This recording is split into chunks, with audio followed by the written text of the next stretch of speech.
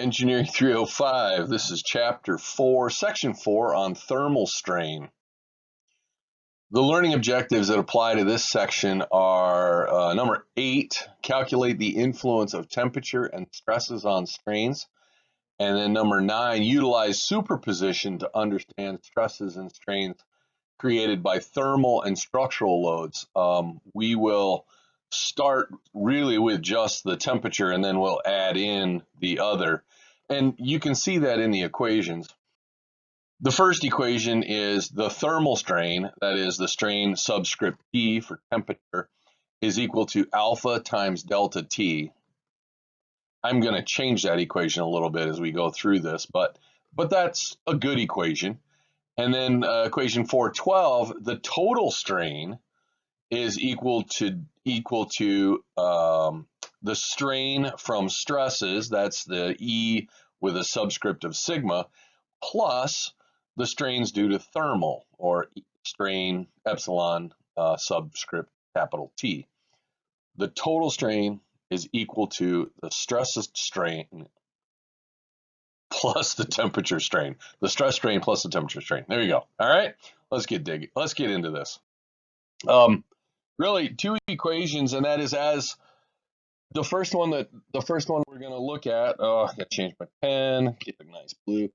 The first one we're looking at is the strain from temperature is equal to alpha, and they give it to us as delta T. And you know, in general, this is stuff that you have experienced, and that is as stuff heats up, it gets larger, or as stuff gets cold, it gets smaller. It contracts.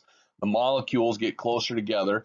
It's a very, very small effect, but as you've already seen in some of the problems, the strains are very small. Micro is our unit that we're always using, that the strains are fractions of a thousandth of an inch per inch, or fractions of a millionth of an inch per inch.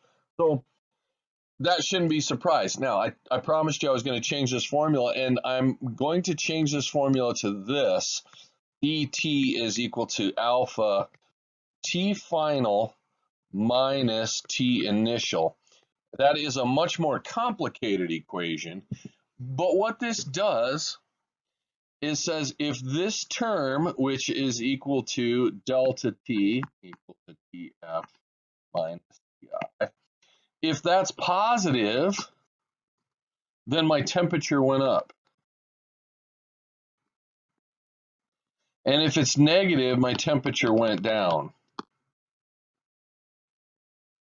And since alpha is a positive number, if my temperature goes up and alpha is a positive number, then my strain is positive, and that is that the thing grew. If I willy-nilly put in just in any order Ti minus Tf, or just delta T, I don't know, the temperature went up or down. If you don't know whether the temperature went up or down and you put delta T, then you're just going to get a number. You don't know if it grew or shrank. But this way, if I put Tf minus Ti, even if I would have a material that would shrink when it increases in temperature, that would be a negative alpha, and I would be able to track the appropriate strain. So that's the equation I would like us to use. Really, it's not inappropriately represented.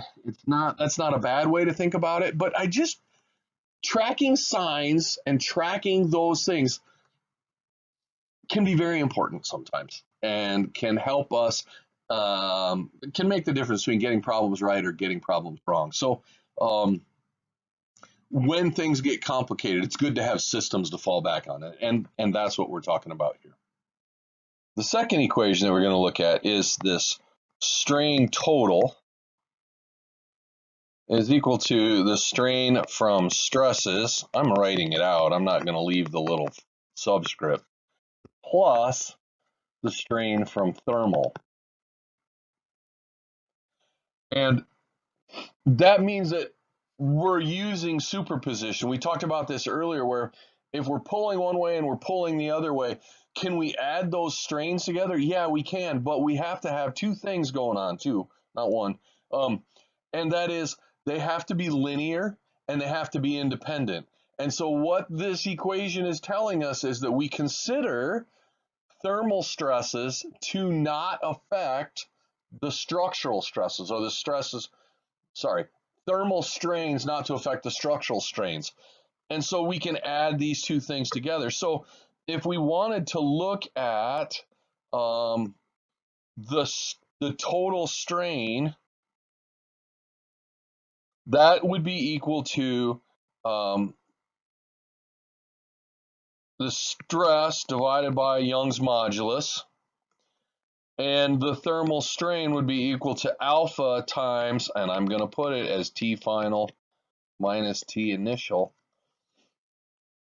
And so that should help us solve problems as we move forward.